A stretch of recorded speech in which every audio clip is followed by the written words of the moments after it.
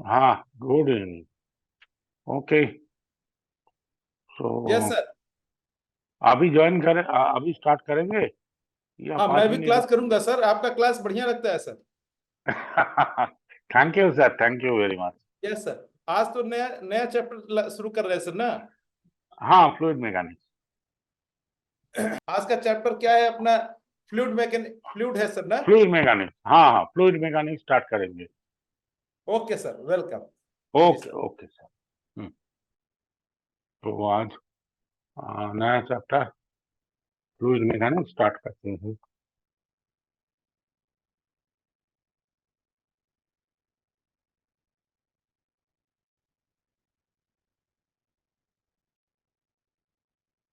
तो अब फ्लूइड क्या है? जो फ्लो करता है वही है फ्लूइड। अब प्रेशर क्या है? प्रेशर है ये जो फ्लूइड जो फोर्स लगाता है, ये फोर्स फ्लूइड फ्लूइड क्या है? फ्लूइड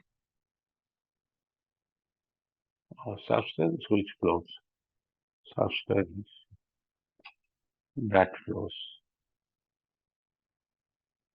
इसका मतलब है liquid, any gas and also vapour, they can flow. So अब प्रेशर क्या है? फ्लूइड ऐसा नॉर्मली फोर्स देता है, ठीक है। फ्लूइड हर सरफेस पर नॉर्मली फोर्स देता है। So force on a surface by A fluid, इसको थास्ट, एक फास्ट कहते हैं। हाँ, ये नॉर्मली आता है, इसको फास्ट कहते हैं। तो प्रेशर क्या है? Pressure equal to thrust per unit area, thrust by area. So thrust F equal to P into A, ठीक है। Pressure into area. तो फास्ट देखो बेटा, फास्ट तो एक वेक्टर है, तो इधर पी इंटू ए होता है, ठीक है। P is a scalar quantity. P for our purpose हम लोग इसे स्केलर करेंगे। एक्चुअली ये टेंसर है। तो क्योंकि प्रेशर क्यों स्केलर क्वांटिटी? कि देखो बेटा, ये लिक्विड के अंदर अगर किसी भी पॉइंट को हम कंसीडर करेंगे तो pressure is same in all direction. ये जो प्रेशर है, pressure eight a point is same along any direction. Pressure liquid के अंदर या गैस के अंदर, हाँ, प्रेशर सेम रहता है in all direction. So it may have any possible direction. That is why it does not have a particular direction, but it is same along any possible direction. That is why अगर मैं किसी wait को रख दूं, इसका weight downward direction में ही काम करेगा। एक ब्लॉक को रख दूं तो तुम ब्लॉक को ऐसे रखो या ऐसे रखो, जैसे भी रखो, इसका wait act always in the downward direction, but pressure depends on the orientation of the surface, and it is always perpendicular to the surface. But however, at any point, pressure may have any possible direction. That is why we should take pressure as scalar quantity. Actually, it is a tensor quantity. तो अभी तो हमारे पास tensor समझने की कोई कुछ है नहीं, तो हम लोग इसको स्केलर ही समझेंगे। अच्छा, तो प्रेशर का यूनिट क्या होता है? यूनिट होता है न्यूटन पर मीटर स्क्वायर या डाइन पर सेंटीमीटर स्क्वायर। कभी कभी हम लोग केजी फोर्स पर मीटर स्क्वायर ऐसे भी ले सकते हैं, लेकिन ये सबसे ज्यादा चलता है, ठीक है ना। अब डेंसिटी तो हम लोग जानते हैं, डेंसिटी तो rho equal to mass per area volume, so mass by volume, so N equals to rho into V, तो प्योर स्केलर क्वांटिटी है। और relative density, relative density is equal to density of a substance by density of water, okay. तो ये है relative density. तो अब आता है पास्कल्स लॉ, ठीक है ना। तो पास्कल्स लॉ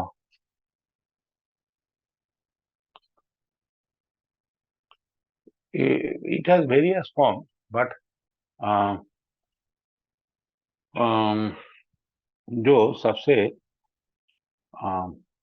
इम्पोर्टेंट है फॉर्म, वो ही मैं बताता हूँ कि द प्रेशर एक्सर्टेड, अच्छा एक बार इसका लाइट थोड़ा इंक्रीज कर लेता हूँ। हाँ, ये लाइट थोड़ा इंक्रीज करने से मेरा सुविधा होगा। हाँ हाँ, उधर तो असर कुछ नहीं पड़ेगा, लेकिन मुझे अच्छी तरह से दिखाई देगा। अच्छा, तो पास्कल्स लॉ, पास्कल्स लॉ क्या कहते हैं कि the pressure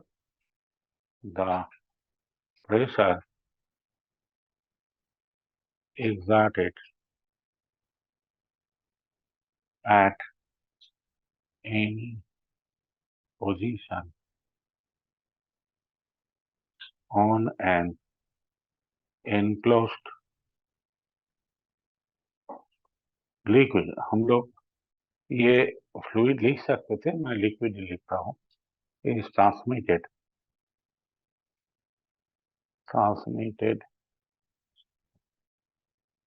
in all directions in unaltered magnitude, okay.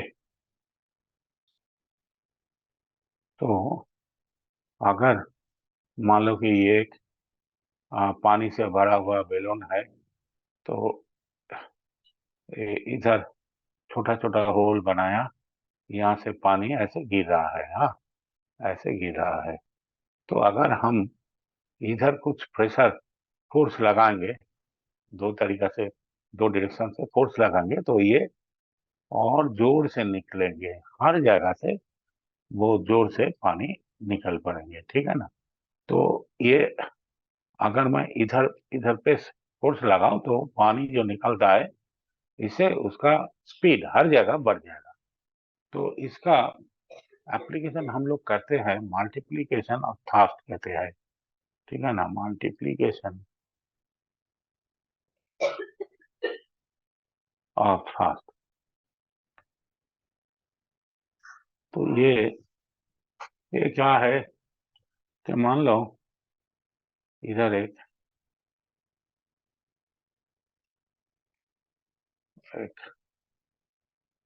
Thin pipe है और इधर एक बहुत मोटा पाइप है। तो मैं बीच में स्टॉप कॉक लगा देता हूँ कि ये स्टॉप कॉक है, पानी इधर से उधर जाने नहीं देगा। तो इसको, तो ऐसा मफिक है, इसके अंदर पानी नहीं, कोई भी लिक्विड ऑयल, ज्यादा से ज्यादा केस में हम लोग ऑयल रखते हैं, तो ब्रेक ऑयल, हाइड्रोलिक ऑयल, इससे ज्यादा कुछ रखते हैं। तो इधर एक पिस्टन है, इधर भी एक पिस्टन है, ठीक है ना। तो ये जो पिस्टन है, छोटा वाला पिस्टन, इसका ऊपर एक छोटा सा वेट हम रखते हैं, स्मॉल डब्लू। तो ये जो पिस्टन है, तो हम लोग देखते हैं कि ये पिस्टन, इसको स्टैटिक रखने के लिए इसके ऊपर एक, इधर हमने ये इतना वेट दिया, जब वेट इधर हम देंगे तो क्या होगा, ये पानी इधर से, ये liquid try to move along this direction, okay. इस तरफ जाने की कोशिश करेगा तो इधर थोड़ा सा ज्यादा फास्ट क्रिएट होगा। हाँ, तो वो जो फास्ट क्रिएट होगा तो उसी की वजह से इधर एक बड़ा वेट कैपिटल डब्ल्यू लगाना रखना पड़ेगा। तो ये रखेंगे तो ये पिस्टन ये इक्विलिब्रियम में रहेंगे, स्टैटिक कंडीशन में रहेंगे।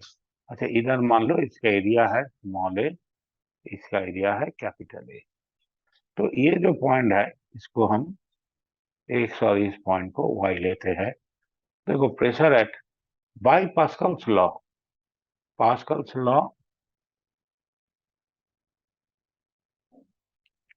पास्कल लॉ क्या कहते हैं कि इधर जितना प्रेशर हमने क्रिएट किया वही प्रेशर इधर से इधर ट्रांसमिट हो गया।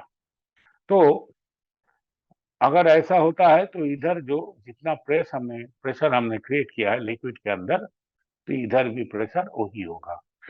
तो pressure at X equal to pressure at Y, ठीक है। तो इधर प्रेशर कितना है, W डिवाइडेड बाई इसका एरिया, और इधर है कैपिटल W बाई इसका एरिया। क्योंकि प्रेशर सेम रहता है तो जिधर एरिया ज्यादा है उधर फोर्स ज्यादा होगा। तो W equals to A by A into small w, ठीक है ना। तो A तो ग्रेटर देन स्मॉल ए है, तो W ग्रेटर देन W, ठीक है ना। तो इसके तो क्या होता है, ये मल्टीप्लाई हो जाता है इधर, क्योंकि प्रेशर सेम रहता है, थ्रस्ट में जो फॉर्मूला आता है वो आता है एच रो जी। तो ये जो प्रेशर, इसको हम लोग कहते हैं गॉज प्रेशर। हाँ, ये है गॉज प्रेशर।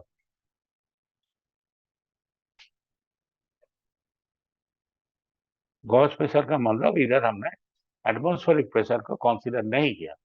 तो टोटल प्रेशर इक्वल टू, इसको एब्सोल्यूट प्रेशर कहते हैं, एब्सोल्यूट प्रेशर।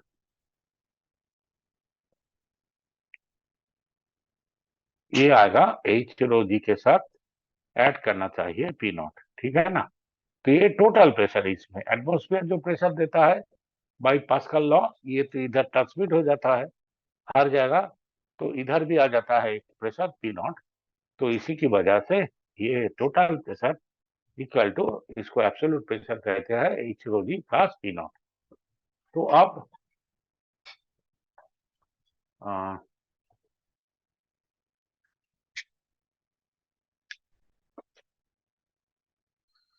एक पैराडॉक्स है। हाँ, इसको मैं समझाने की कोशिश करता हूँ कि ये क्या है हाइड्रोस्टैटिक पैराडॉक्स। तो ये क्या है कि हम 3 कंटेनर को कंसीडर करते हैं, ठीक है। एक ऐसा है जिस 3 कंटेनर का बेस एरिया सेम है, ठीक है। तो ये 3 कंटेनर है जिसका बेस एरिया सेम। तो एक कंटेनर ऐसा है, एक कंटेनर ऐसा है सीधा एकदम, ये एंगल 90 डिग्री, और एक कंटेनर ऐसा है। तो इसमें क्या करते हैं हम लोग, सेम हाइट तक लिक्विड डालते हैं, ठीक है। इसमें इतना हाइट, इसमें इतना हाइट, इसमें इतना हाइट, तो सेम हाइट के लिक्विड इधर डाल देते हैं। तो अब ये हाइट ले लीजिए h, तो इधर कितना थ्रस्ट आ जाएगा। हाँ, इसका भी एरिया ए है, इधर भी एरिया ए है, इधर भी एरिया ए है। तो thrust on base, thrust on base equals to pressure into area. तो प्रेशर देखो H rho G into area. तो ये तीनों लिक्विड में, ये जो तीनों कंटेनर हम लोगों ने कंसीडर किया है, in all container thrust on the basis same. ऐसा नहीं है कि हम इसको लेकर, हाँ, ऑयल खरीदने चला गया इस कंटेनर को लेकर, अच्छा ये स्लोपिंग बोथ साइड सेम होना चाहिए, मेरा इधर थोड़ा स्टीपर हो गया, इधर थोड़ा, तो ये तो फ्री हैंड ड्राइंग है, ऐसा हो सकता है। तो मान लीजिए कि दोनों का स्लोपिंग सेम है। तो हाँ, ऐसा मैं कह रहा है कि ऐसा कंटेनर लेके ऑयल खरीदने चला गया, तो छाछ तो इतना है, तो इससे थोड़ा ज्यादा ऑयल हमको मिलेगा, ऐसा नहीं है। क्योंकि ये तो हम लोग कंसीडर करते हैं कि ये बेस का ऊपर कितना कितना छाछ आता है। ओके, तो इस साइड में भी तो छाछ आता है, उसको कंसीडर नहीं किया। तो इधर देखो, इस साइड में जो छाछ आता है, ये जो लिक्विड कंटेनर के ऊपर ऐसा देता है, ठीक है ना, तो इसका तो असर पड़ेगा, इसका तो एक डाउनवर्ड कंपोनेंट है, ठीक है ना। तो ये टोटल वेट आ जाएगा। तो मैंने क्या कहा कि बेस एरिया में जितना छाछ आता है वो ये तीनों कंटेनर के लिए सेम। तो लिक्विड इस कंटेनर के ऊपर इस तरफ फोर्स देता है, तो कंटेनर भी by Newton third law of motion same force देगा इस तरफ। तो इसका एक कंपोनेंट इधर होगा, एक कंपोनेंट इस तरफ होगा, इसका भी एक कंपोनेंट इस तरफ होगा, एक कंपोनेंट इस तरफ होगा। तो ये जो हॉरिजॉन्टल कंपोनेंट है, देखो दोनों इक्वल एंड ऑपोजिट, ये दोनों बैलेंस हो जाएगा, कट जाएगा, तो ये वर्टिकल कंपोनेंट ऐड हो जाएगा। तो इधर जितना लिक्विड है ना, ये जो इधर जितना लिक्विड है, इधर जितना लिक्विड है, इसका वेट ये वर्टिकल कंपोनेंट बैलेंस कर देता है, ठीक है। तो बेस में सिर्फ इसी का फोर्स आता है, ये जो लिक्विड है इसमें इसी का फोर्स आता है, ठीक है। अच्छा, इसमें देखो, इसमें ये जो मैंने दिखाया, ये लिक्विड इस तरफ प्रेशर देता है, तो कंटेनर इस तरफ देता है, तो इसका तो कोई वर्टिकल कंपोनेंट है नहीं, तो ये तो सेम ही रहेगा, इतना जो लिक्विड है इसका वेट ही आ जाएगा। अब इधर देखो, इधर लिक्विड इस तरफ फोर्स देता है, तो इसका एक कंपोनेंट, तो ये कंटेनर इसके ऊपर इस तरफ फोर्स देता है, तो इसका देखो एक डाउनवर्ड कंपोनेंट होता है, एक हॉरिजॉन्टल कंपोनेंट होता है। इधर भी ऐसा ही होता है, ये एक हॉरिजॉन्टल एक वर्टिकल। तो ये जो वर्टिकल कंपोनेंट इधर देखो, ये अपवर्ड है, ये अपवर्ड कंपोनेंट क्या करता है, इतना इसमें जितना लिक्विड है, ये जो पोर्शन में जितना लिक्विड है, इसका वेट को संभालते हैं वर्टिकल कंपोनेंट, ठीक है ना। और इधर देखो, ये कंपोनेंट ये तो डाउनवर्ड आ गया, तो ये क्या करेगा, इसमें जितना लिक्विड हो सकता था उसी का फोर्स, इसमें जितना लिक्विड हो सकता था इस एरिया में, हाँ, उसी हिसाब से ये एक्स्ट्रा फोर्स क्रिएट करेगा।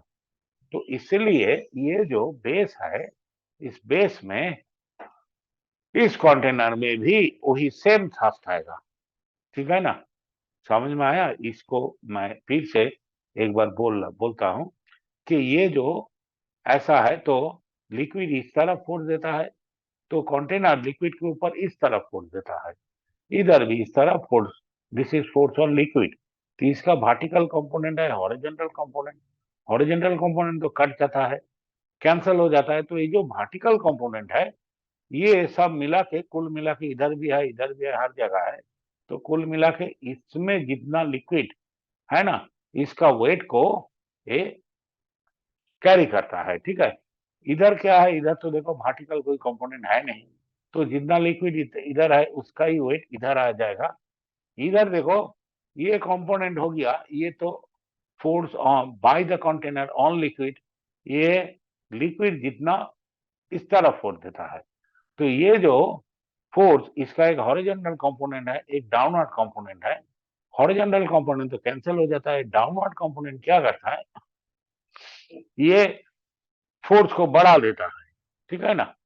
तो इधर तो लिक्विड उतना है नहीं, तो छाछ कैसे सेम होगा कि इधर जितना लिक्विड हो हो सकता था उसी का हिसाब से ये कंपोनेंट फोर्स बढ़ा देता है।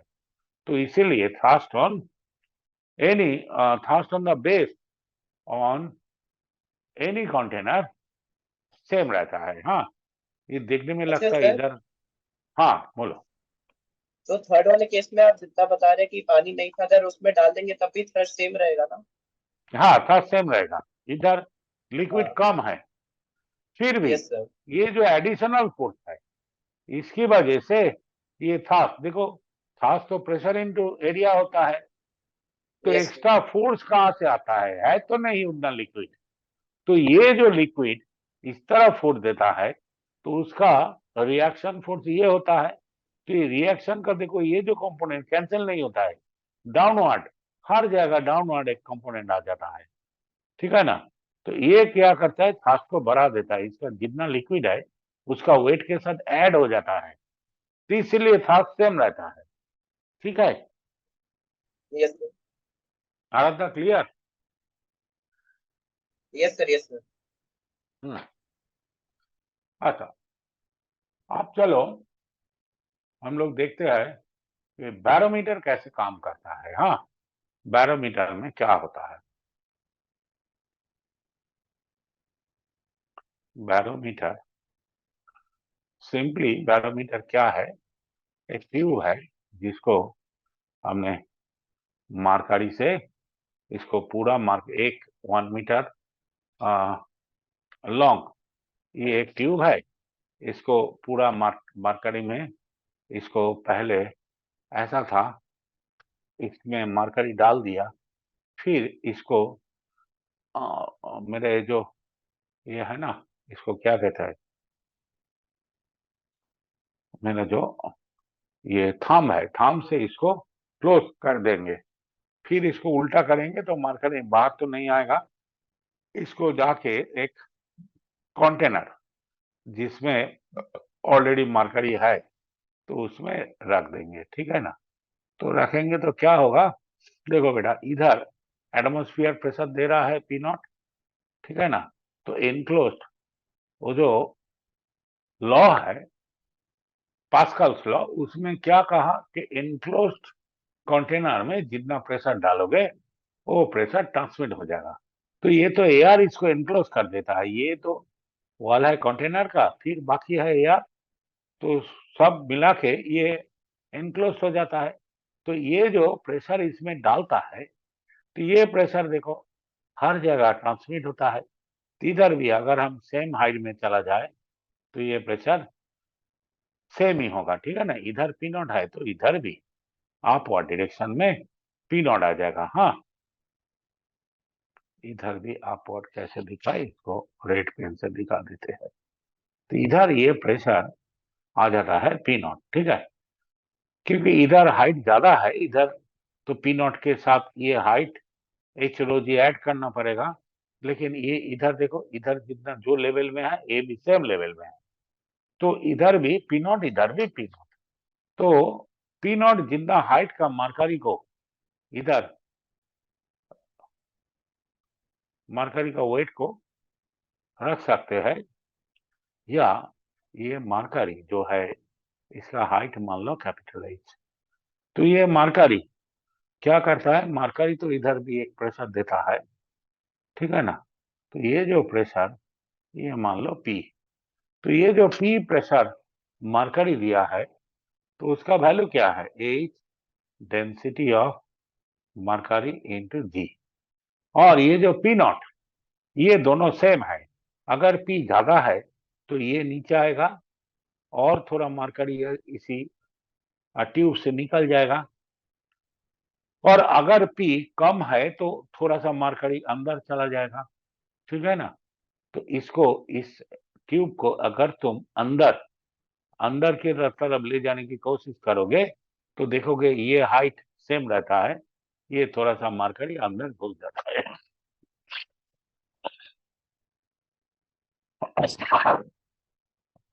और अगर तुम ट्यूब को थोड़ा ऊपर ले जाने की कोशिश करोगे तो थोड़ा मार्करी तो इसी से निकल जाएगा, तो ये हाइट एकदम एच रहेगा, ठीक है ना। तो इसको ऊपर इसको नीचे लाने की कोशिश, ये हाइट सेम रहेगा, ये ट्यूब ऐसे ऐसे करेगा, लेकिन ये हाइट सेम रहेगा, ठीक है। तो एच रो जी, तो P not equal to P equal to H rho G, ठीक है। ये मरकरी का डेंसिटी है। तो ये करीब करीब स्टैंडर्ड प्रेशर कितना होता है? Standard pressure P not equal to 76 centimetre of mercury of H, ठीक है। तो इसको अगर हम 76 को 100 से डिवाइड करेंगे तो ये हो जाएगा मीटर। हाँ, और इसको मरकरी का डेंसिटी 13.6 इंटू 10⁻³ ये है, और जी का वैल्यू 9.81। ऐसा लेने से ये क्या करेगा? ये स्टैंडर्ड प्रेशर का वैल्यू है। हाँ, अच्छा एक बार मैं करता हूँ। 76 इंटू 136 इंटू 9.8, ये आता है 1.013 इंटू 10⁵। हाँ, ये कितना है?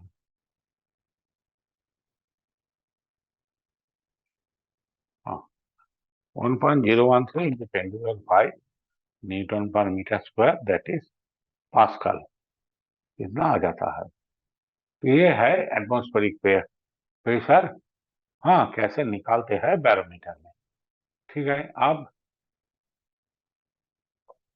आता है, देखो, गॉज प्रेशर। हाँ, वो पहले मैं बताया, फिर भी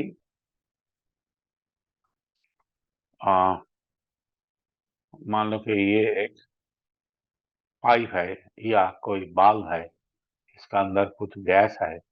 तो गैस का हम लोग प्रेशर निकालने के लिए इसमें एक मैनोमीटर लगा देते हैं।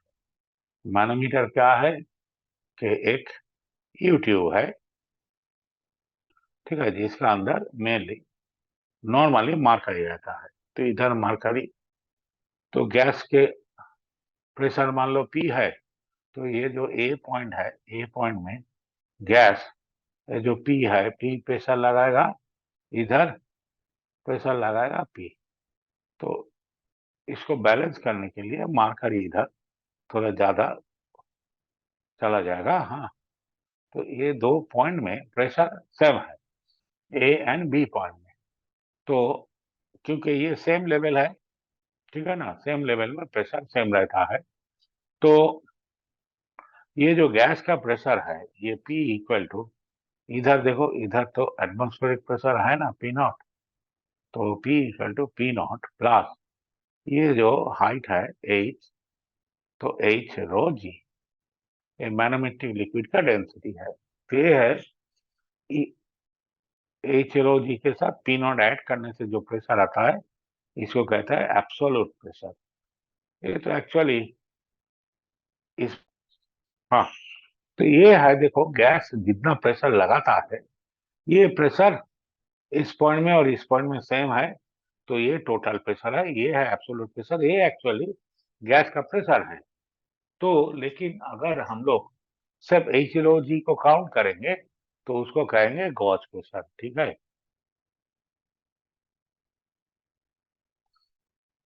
ये एटमोस्फियर से कितना ज्यादा प्रेशर है। हाँ, how much it is excess of atmospheric pressure. अब ये मान लो इधर गैस का प्रेशर एटमोस्फेरिक प्रेशर से कम भी हो सकता है।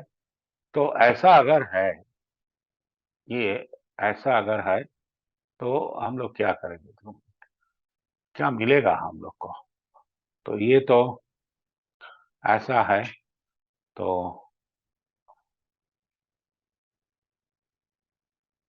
ये area of cross section different होने से कोई फर्क नहीं पड़ता है। हाँ, तो इसका प्रेशर मान लो ये एटमॉस्फेयर से कम भी हो सकता है, तब क्या होगा, इसमें ज्यादा होगा और इधर कम होगा, ठीक है ना। तो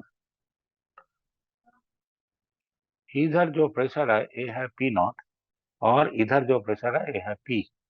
तो देखो, ये सेम लेवल में ए और बी में प्रेशर सेम है, तो ये हाइट अगर h है तो pressure at A equal to pressure at B।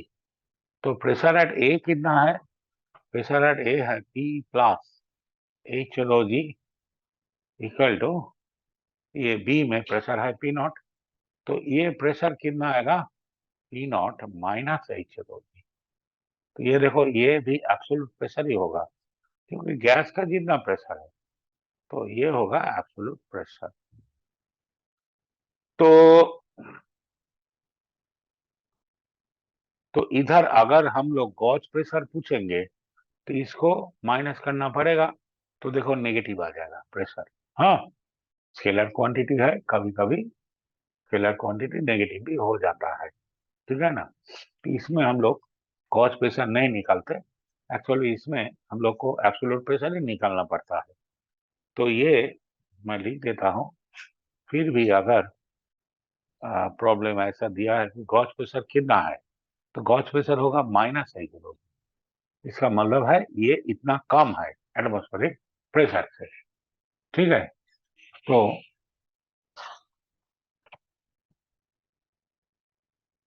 ये फ्लूइड मैकेनिक्स। अच्छा, बॉयंसी तो जानते ही हो। बॉयंसी बॉयंसी क्या है? वो जो कोई किसी भी बॉडी को अगर किसी भी फ्लूइड के अंदर डाल दो तो फ्लूइड उसके ऊपर एक अपथ्रस्ट लगाता है, तो वो जो अपथ्रस्ट होता है उसको बॉइंट फोर्स कहते हैं। हाँ, तो ये मान लो कि एक लिक्विड है इधर, इसका अंदर मैंने एक ब्लॉक को रख दिया, ठीक है। तो ब्लॉक को रख दिया तो इसका ये हाइट है मान लो h1, तो इसका हाइट है h1 और ये जो डेप्थ है इसका चलेंगे ये है देखते हैं। h2। में घूम लेंगे, क्या दिक्कत है? मेरे यहाँ डाटा नहीं है हमारे पास। अब विकास, जाएंगे किसका वीडियो, किसका म्यूट नहीं है? Yes, okay sir. हाँ, तो ये जो pressure P1 equal to pressure at top surface, ठीक है। Top surface equal to h1 rho G, ठीक है। ये देखो डाउनवर्ड डायरेक्शन में होता है, क्या इधर लिक्विड प्रेशर इस तरफ डालता है और इधर लिक्विड तो सरफेस के ऊपर नॉर्मली डालते हैं, तो ये इधर ऐसे डालेगा प्रेशर, ठीक है ना। तो P2 equal to pressure at bottom surface,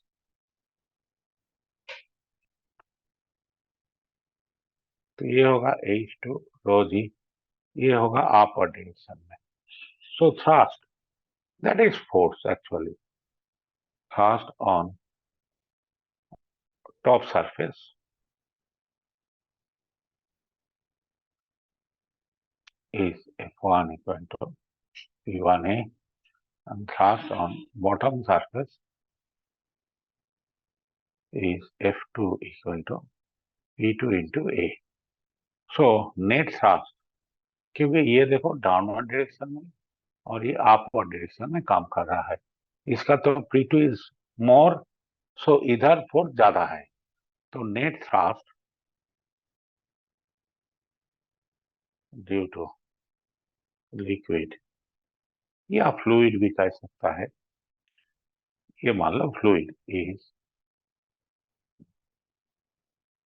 equal to F2 minus F1। तो F2 क्या है? F2 है, ये है P2 और ये है P1 इंटू एरिया A। तो P2 है H2 rho G minus H1 rho G into A। तो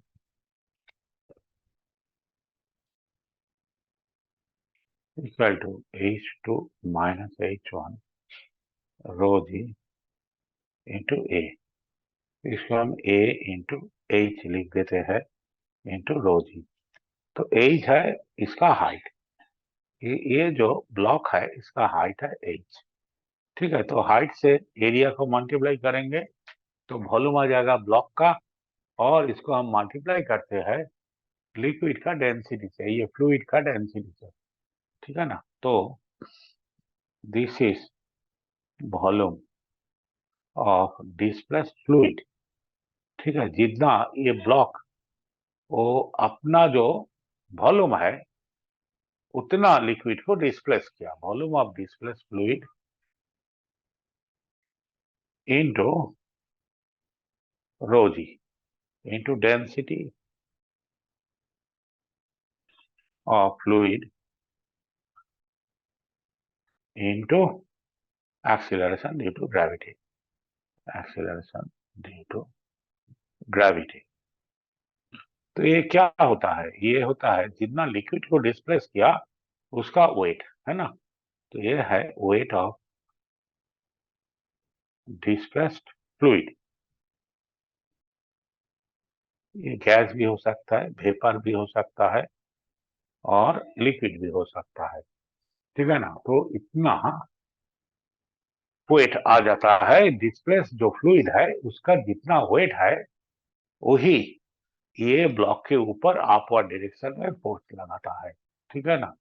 तो इसलिए अगर मैं एक ब्रिक को रस्सी से बांधकर लिक्विड के अंदर डालेंगे तो लगेगा लिक्विड के अंदर जाते हुए वो थोड़ा हल्का हो गया, हल्का नहीं हुआ, वो सेम ही है। लेकिन अभी a part of weight of the brick is carried by the liquid, ठीक है ना। वो पानी के अंदर डालेंगे तो पानी एक पार्ट को कैरी करेगा, बाकी पार्ट हमको कैरी करना पड़ेगा, तो इसलिए हल्का हो जाता है। तो जब हम लोग स्विमिंग के लिए पानी के अंदर जाता है तो भी थोड़ा हल्का लगता है, उठने का टाइम में हाँ प्रॉब्लम होता है। तो ये अभी सर आपका क्लियर दिख नहीं रहा है लगता है। हनु बेटा दिख रहा है क्या? ये नहीं, थोड़ा unclear है। Yes sir. Ayush? Sir clear दिख रहा है अभी तो, अभी अच्छा, अब थोड़ा दिख रहा है लैग ना? हो गया अचानक से। ओके ओके जी, हाँ। Yes sir. आज अच्छा नहीं आ रहा, अभी मुझे लगता है थोड़ा क्लियर हुआ है। तो ये फिर एक बार दिखा देता हूँ क्योंकि हाँ नहीं, क्लियर है तो सर। अभी क्लियर है, ठीक है ना। हाँ यस सर, तो यस। ये फिर से समझाना पड़ेगा, ये नहीं इजी नहीं, है। ठीक। नहीं और नहीं नहीं बाकी सर। लोग तो सब ये तो सब 9 हाँ 10 वो में पता है। किया हुआ यस सर। चीज है। हाँ तो अच्छा, तो एक चीज है आ, आ, ये जो आप था डिस्प्लेस लिक्विड के वेट के बराबर क्यों है इसको, तो व्हाई आप thrust is weight of displaced liquid। हाँ फ्लूइड भी लिख सकते हैं, मैंने ऐसे ही इधर लिक्विड लिख दिया। अच्छा मान लो कि ये, अच्छा इधर एक चीज बोलना भूल गया कि अगर हम लोग इधर गॉस प्रेशर लेंगे या, मैंने तो गॉस प्रेशर ले लिया, इधर तो गॉस प्रेशर ले लिया, एटमॉस्फेरिक प्रेशर काउंट नहीं किया। अगर काउंट करते ये दोनों तो माइनस हो रहा है ना, तो यहाँ से देखो इसमें पी नॉट आएगा, इसमें भी पी नॉट आएगा, वो दोनों माइनस करते हुए वो कैंसिल हो जाएगा। तो इसलिए इसको गॉस प्रेशर लेके ही हम लोग करते हैं, लिक्विड जितना फोर्स देता है वही निकालने के लिए। लेकिन आपथास में तो अगर इधर हम लोग लेते P1 प्लस पी नॉट, इधर भी P2 प्लस पी नॉट, तो जब माइनस करते तब वो कट जाता, ठीक है ना। तो इसलिए वो गॉस प्रेशर से जो किया है वो सही है, उसमें कोई गलत नहीं है। फिर गड़बड़ हो गया। अच्छा हाँ, तो ये आपथास डिस्प्लेस लिक्विड के बराबर क्यों है। अच्छा मान लो कि ये लिक्विड के अंदर एक लिक्विड बॉडी का ही बारे में हम लोग सोचते हैं। अच्छा, ये liquid displace liquid in static condition. हाँ, मैं बोलना भूल गया कि अब तक जितना सा हम लोग ने पढ़ा है, इसमें लिक्विड फ्लो नहीं कर रहा है, liquid is in static condition, ठीक है ना। तो ये पहले मेंशन कर देना चाहिए था, भूल गया। तो ये liquid is in static condition. अब तो फ्लो करेगा अब सर। देखो, हाँ, फ्लो बाद में कराएंगे। हाँ, अच्छा, अब अभी फ्लो नहीं स्टैटिक में है, करेगा। जी सर। Yes sir. हाँ, अभी भी स्टैटिक स्टैटिक कंडीशन में है। तो ये हम लोग एक लिक्विड बॉडी के बारे में सोचते हैं, ये स्टैटिक कंडीशन में क्यों है? लिक्विड के अंदर ये पार्ट ऑफ लिक्विड इज ये, इसको मैंने, अब ये स्टैटिक कंडीशन में क्यों है कि इसके ऊपर देखो, इस तरफ ये जो बाहर वाला लिक्विड है, ये ऐसा माफिक इसका ऊपर प्रेशर डालेंगे, तो ये जो प्रेशर डालेंगे तो ये इसका एक नेट वैल्यू आएगा ना, तो ये नेट वैल्यू इसका वेट के बराबर है। इसका जितना वेट है, ये जो देखो इधर का फोर्स तो ज्यादा है, इधर कम है, तो ये नेट फोर्स ये लिक्विड बॉडी का जितना वेट है, हाँ, उसी के बराबर है, ठीक है। तो अगर हम लोग इस लिक्विड बॉडी को रिप्लेस करके एक पत्थर रख देते हैं, हाँ, लिक्विड बॉडी को निकाल के एक पत्थर रख दिया, तो ये पत्थर के ऊपर कितना फोर्स डालेंगे? वही तो सेम फोर्स डालेंगे ना, जो लिक्विड का वेट के बराबर है। ये तो प्रेशर चेंज नहीं होगा। तो ये जो लिक्विड है, ये इस पत्थर के ऊपर सेम फोर्स डालेगा जितना इधर एक लिक्विड बॉडी के ऊपर डाल रहे थे। तो इसलिए ये देखो, लिक्विड तो स्टैटिक कंडीशन में था, तो ये जो प्रेशर है इसका, ये, इसी से जो थ्रस्ट आएगा, फोर्स आएगा, ये अपवर्ड फोर्स लिक्विड बॉडी का वेट का बराबर होना चाहिए। नहीं तो लिक्विड तो मूव करता, तो लिक्विड जैसे मूव नहीं करता है, तो ये इसका नेट फोर्स ये लिक्विड का वेट के बराबर है। तो अगर हम लिक्विड बॉडी को हटाकर एक पत्थर रख देंगे सेम साइज का, तो पत्थर के ऊपर तो वही सेम फोर्स देगा ना, वो तो ज्यादा नहीं होगा। तो इसीलिए ये जो आप थ्रस्ट, ये डिस्पेस लिक्विड का वेट के बराबर होता है, ठीक है। अच्छा, अगर एक बॉडी पार्टली सबमर्ज्ड होता है, पार्टली सबमर्ज्ड वही सेम आएगा, सबमर्ज्ड।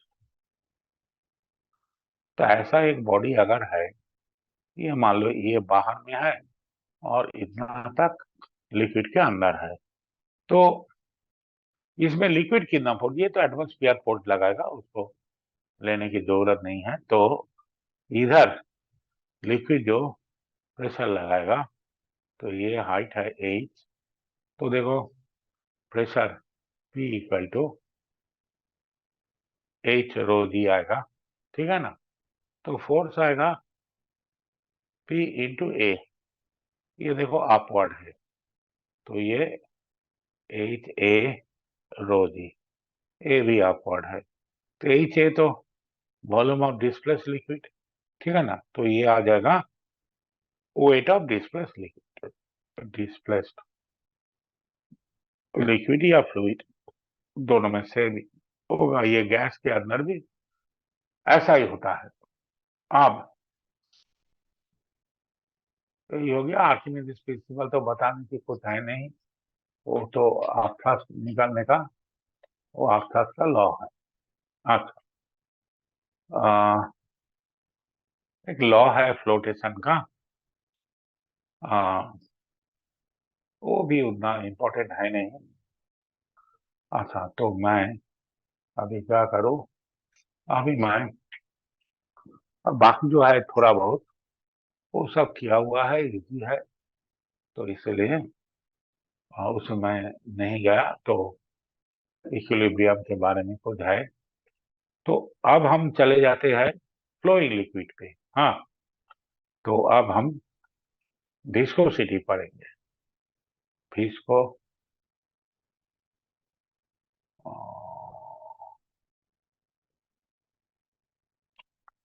विस्कोसिटी, ठीक है ना।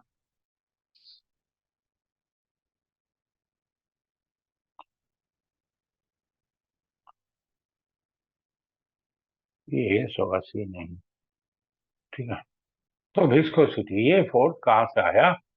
तो देखो, ये मान लो एक प्लेट है, हाँ ग्लास का प्लेट हो सकता है, इसका ऊपर थोड़ा सा ऑयल रख दिया, हाँ ऑयल रखने से इसका ऊपर और एक प्लेट है, तो अगर हम इस प्लेट के ऊपर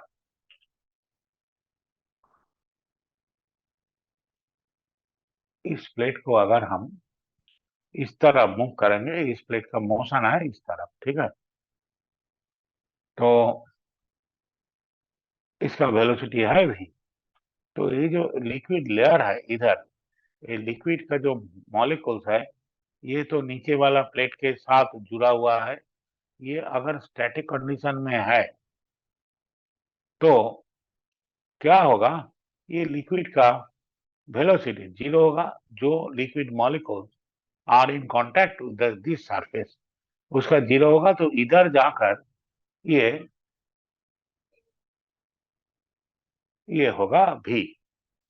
तो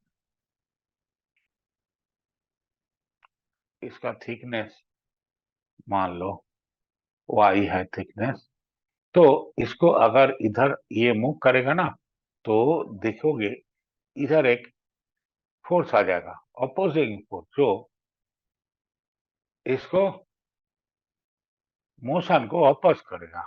तो ये है actually fictional force of liquid है।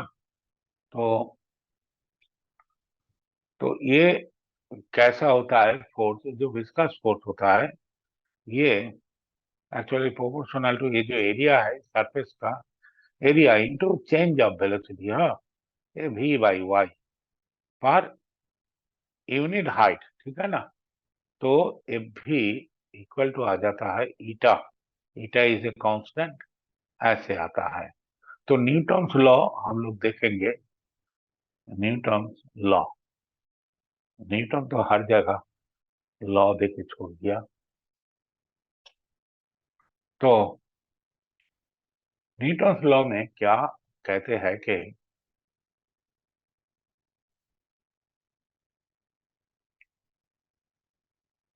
मान लो कि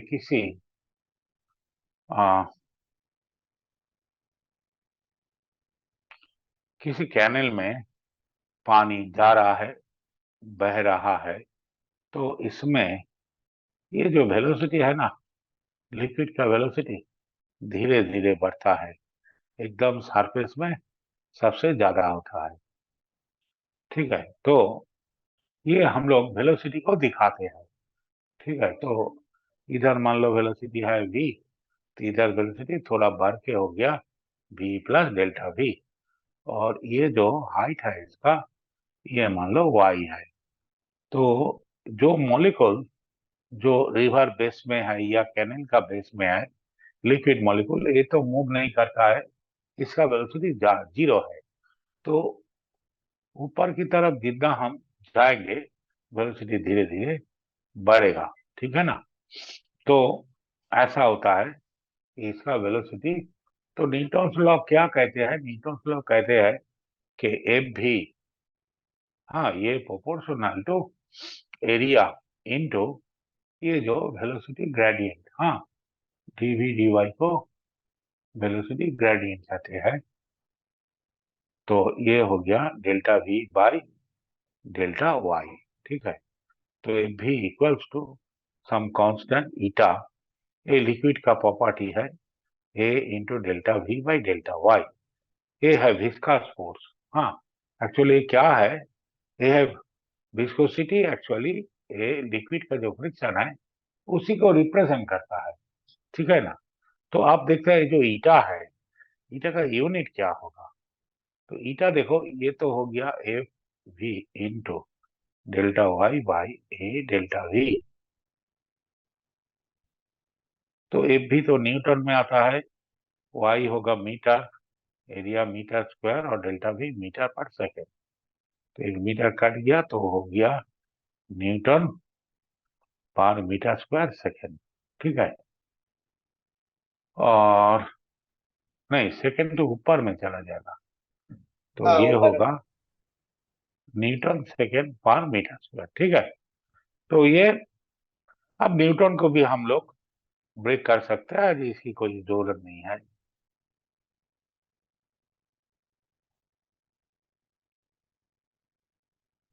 हाँ, तो ये इसको कहते हैं पॉइज़ली। हाँ, ये जो यूनिट है इसको कहते हैं पॉइज़ली।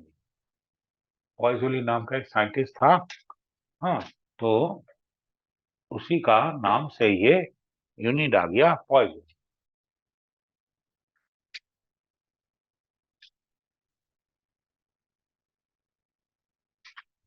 अब ये जो पॉइज़ली है, 1 पॉइज़ली पीएल, हाँ, 1 PL equal to 1 newton second per metre square, 1 metre square.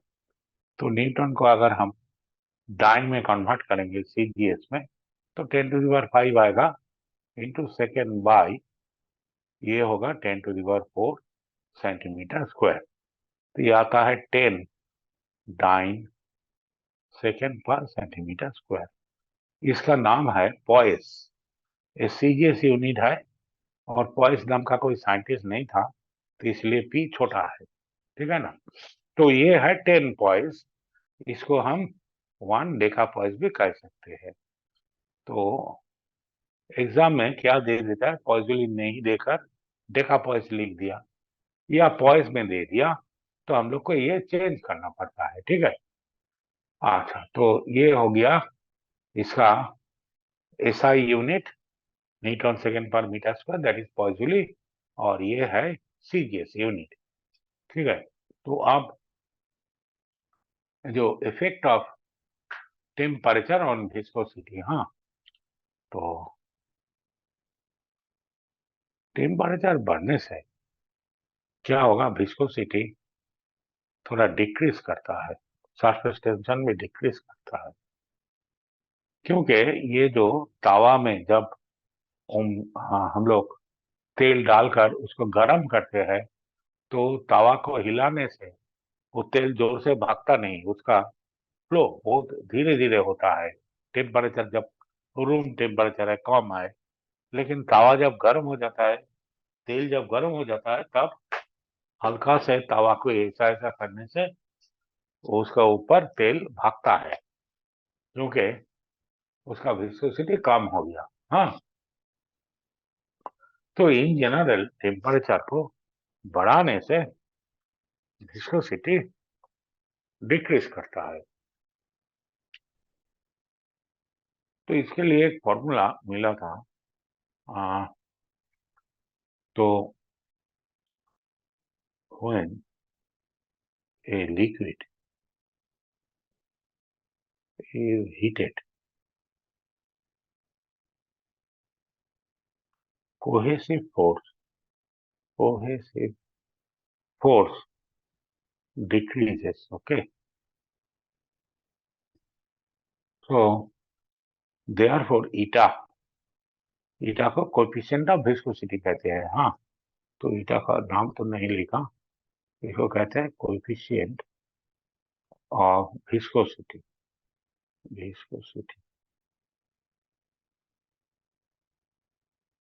तो equal to eta nought divided by 1 plus alpha T plus beta T square. हाँ, ये अल्फा बीटा कांस्टेंट है फॉर ए लिक्विड, और टी है temperature in degree centigrade. ठीक है, तो ये तो viscosity at T degree centigrade, viscosity at 0 degree centigrade, alpha beta constant, and T is in degree centigrade. ठीक है, T is in degree centigrade ये है। तो इसमें देखो टी जितना बढ़ेगा ये थोड़ा कम हो जाएगा। ठीक है ना, तो simply we must remember that coefficient of viscosity decreases with the rise of temperature. For gases, for gases, viscosity, a molecular diffusion, that is one layer moving over another, इसी की वजह से होता है ना। तो इसमें टेम्परेचर बढ़ने से विस्कोसिटी बढ़ जाता है। तो गैसेस में टी है एब्सोल्यूट टेम्परेचर, ये टेम्परेचर बढ़ने से बढ़ जाता है। और इफेक्ट ऑफ प्रेशर,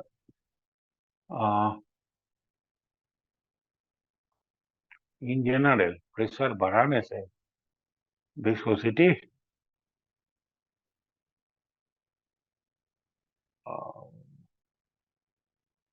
इंक्रीज करता है, effect of pressure.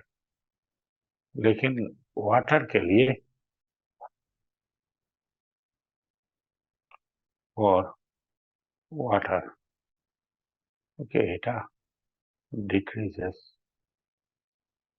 with pressure, okay, but for other liquid in general it increases slightly with pressure, ठीक है। अच्छा, तो अब आता है एक फॉर्मूला जो पॉइजली, इसका एक फॉर्मूला है।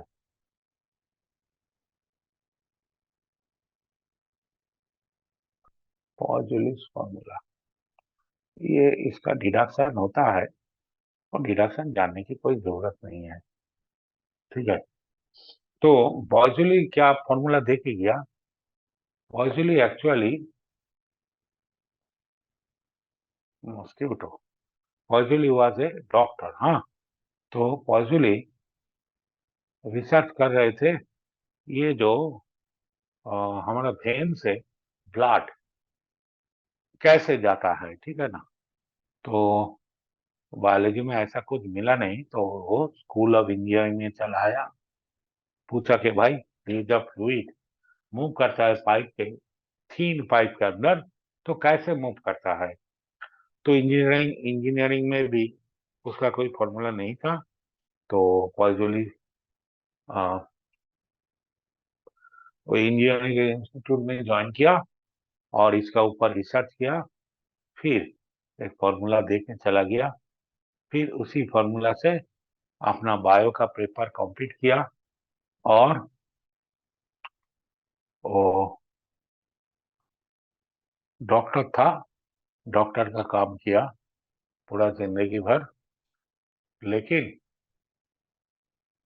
पॉइजली याद रह गया इस फॉर्मूला के लिए, ठीक है ना। तो ये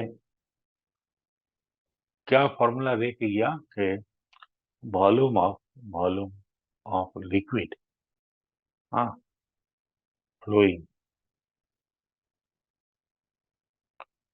पर unit time is Q equal to pi p r to the power 4 by 8 eta L, ठीक है। ये इसमें लिक्विड का जो वेलोसिटी ये थोड़ा उतना ज्यादा नहीं होता है। अच्छा, ये बहुत थिन पाइप है, R equal to radius of the pipe, radius of the tube या पाइप, और ये पार्ट ऑफ ट्यूब को हमने दिखाया है। तो ये इस तरफ इस लिक्विड बॉडी के ऊपर प्रेशर है P1, इस तरफ है प्रेशर P2, ठीक है ना। तो ये जो pressure difference P equals to P1 minus P2, ठीक है। और eta coefficient of viscosity of this liquid, L is the length of the tube. तो ये है पॉइजली का फॉर्मूला, ठीक है।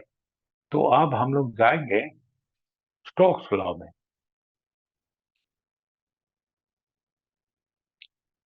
स्टोक्स लॉ, स्टोक्स लॉ क्या है कि मान लो ये एक लिक्विड है या कोई फ्लूइड है, एयर है, कुछ भी है, तो इसमें एक स्फेरिकल बॉडी, ये बॉडी स्फेरिकल होना चाहिए। एक स्फेरिकल बॉडी मूव कर रहा है, इसका वेलोसिटी है इस तरफ। तो इसका ऊपर ये जो लिक्विड है, ये तो लिक्विड को हटाकर मूव करेगा, तो लिक्विड इसका ऊपर एक अपवर्ड फोर्स डालेगा, विस्कस फोर्स। ये विस्कस फोर्स एफ भी ये equal to 6 pi eta R into velocity, ठीक है। तो ये इसका ऊपर जो फोर्स आएगा और जो है इसका रेडियस, ठीक है, ये एक सॉलिड या होलो भी हो सकता है। तो ये इसका ऊपर, इसका वेलोसिटी इस तरफ है तो ये ऐसा फोर्स डालते हैं, ठीक है। तो इसी से आता है अभी टर्मिनल वेलोसिटी। लिक्विड के अंदर एक चीज को जो छोड़ दिया वो मैक्सिमम कितना स्पीड से मूव करेगा, वही है टर्मिनल वेलोसिटी, ठीक है। तो चलो देखते हैं, पहले थोड़ा सा पानी चाहिए, पानी।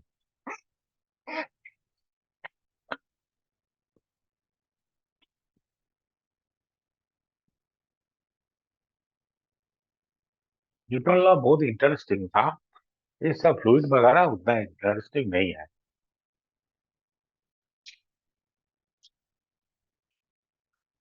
हाँ, तो आप बताएं टर्मिनल वेलोसिटी, वेलोसिटी vt। तो ये क्या है कि मान लो ऐसे जा रहा था v लेकर, तो इसका ऊपर तो देखो कौन कौन फोर्स, इधर इसका वेट mg काम कर रहा है, इधर बॉयंट फोर्स b काम कर रहा है, ठीक है ना, और इसके ऊपर एफ भी काम कर रहा है। तो पहले ये अगर सॉलिड बॉल है कोई मेटल का, इसका वेट तो ज्यादा होगा, तो भी mg इतना ज्यादा है कि ये भी इंक्रीज करेगा। तो भी इंक्रीज करेगा करेगा करेगा, तो एक जगह क्या होगा कि इसका वेलोसिटी कांस्टेंट हो जाएगा। हाँ, क्योंकि ये जो बॉयंट फोर्स बी, इसका वेट mg और ये एफ भी तो अभी बढ़ गया, सेम नहीं है।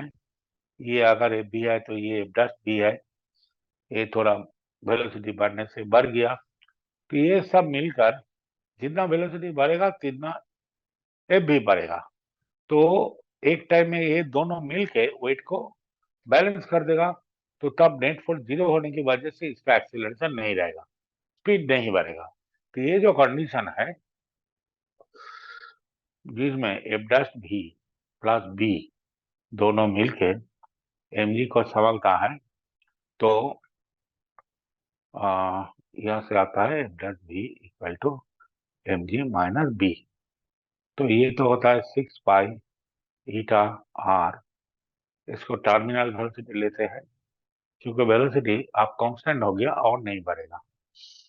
तो ये mg है 4 pi R cube into rho G minus buoyant force कितना आएगा 4 pi R cube sigma G. तो रो है density of substance of the sphere. तो स्फीयर का जो मटेरियल है उसी का डेंसिटी, और सिग्मा है density of the liquid, density of the liquid, ठीक है। तो 6 pi eta R V T equal to, देखो 4 पाई आर क्यूब कॉमन आ जाता है, तो rho minus sigma into G, ये है फॉर्मूला। तो यहाँ से पाई पाई कट गया, एक आर भी कट जाएगा, तो ये आर स्क्वायर हो जाएगा, और ये हो जाएगा 3 और ये हो जाएगा 2। तो यहाँ से देखो ईटा या वीटी, अगर हम लोग वीटी निकालना चाहते हैं तो वीटी कितना होता है 2/9 R square by eta into rho minus sigma into G, ठीक है। ये कितना आया,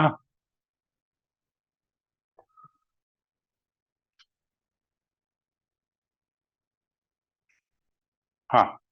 तो ये स्टूडेंट लोग कभी कभी इसको डायरेक्टली याद रखने की कोशिश करता है, तो मेरा ख्याल से इसी को हम लोग इसको लिखने में ज्यादा टाइम नहीं लगेगा, उसी से इसको निकाल लेंगे तो इजी होगा, ठीक है ना। तो अब चलो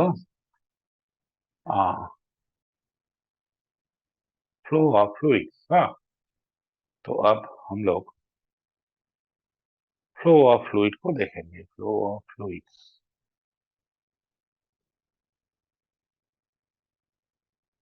हाँ, ये जो विस्कस फोर्स है, हाँ, इसकी वजह से बारिश के मौसम में हम लोग फंस जाते हैं। देखो कितना ऊपर है, जो क्लाउड बहुत ऊंचाई तक, बहुत ऊंचाई में रहता है, वहां से जो पानी गिरता है ना, वो थोड़ा गिरने के बाद या 20 to 30 फीट मूव करने के बाद, वो 2 स्टोरी बिल्डिंग का हाइट या 3 स्टोरी बिल्डिंग का हाइट है, उतना मान मूव करने के बाद वो जो पानी का बूंद है उसका टर्मिनल वेलोसिटी आ जाता है, तो उसी को लेकर वो नीचे आ जाता है, ठीक है ना। और नहीं तो पानी इतना जोर से आकर गिरता कि क्या कहूँ, हम लोग सहन नहीं सकते, ठीक है ना। तो पानी गिरते गिरते वो टर्मिनल वेलोसिटी में आ जाता है, इसलिए वेलोसिटी कम हो जाता है। अगर ये विस्कस फोर्स लिक्विड का नहीं रहता तो बहुत मुश्किल होता। अच्छा, ना फ्लो ऑफ फ्लूइड, तो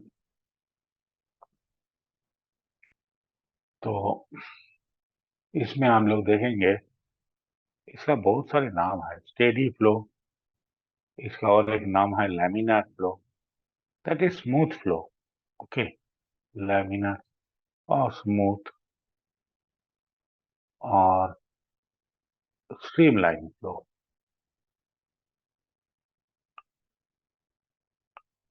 ठीक है। ये लैमिनार फ्लो या स्टेडी फ्लो या smooth flow, actually streamline flow. Streamline flow में क्या होता है कि मान लो एक पाइप है, इससे कोई भी फ्लूइड जा रहा है, ठीक है, पानी भी हो सकता है, कुछ गैस भी जा सकता है। तो एक जगह मान लो वेलोसिटी है v1, इधर मान लो